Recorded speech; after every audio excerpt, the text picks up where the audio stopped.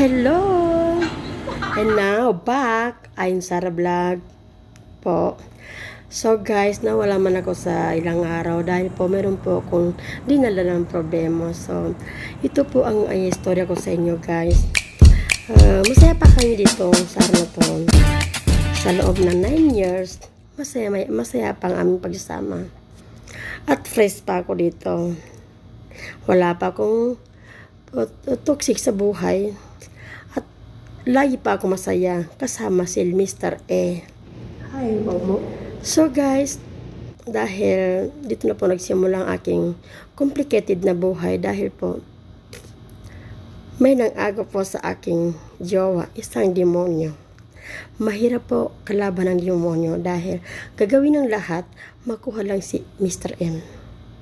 Binigyan ko naman guys si Mr. E dahil hinayaan ko siya na maging masaya siya doon. Pero ang sabi ko, huwag ka na bumalik dahil hindi na kita tanggapin. So, gumala ako sa Sarawat International sa Jeddah dahil hinahanap ko po ang aking sarili. At halata naman sa aking katawan na grabe stress ko po sa aking sarili. Mahirap po masaktan. Dahil first time in my life na mangyari ito sa buhay ko.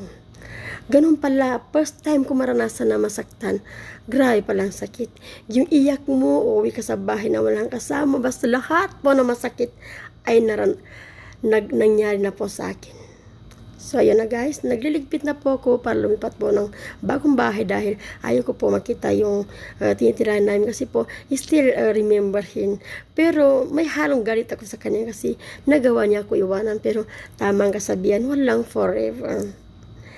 So, yun na guys dahil ito po ang video na yung part 1 lang pa ito. Dahil marami pa ako ipakit sa inyo, mga and don't forget to like and subscribe sa my channel. Supportahan po niyo ako sa aking buhay at marating ko din po ang aking pangarap dahil alam ko po na ako ay bagsak na po sa aking problema. Naghalo po ang aking problema sa love life. Lahat po ng problema sa akin po.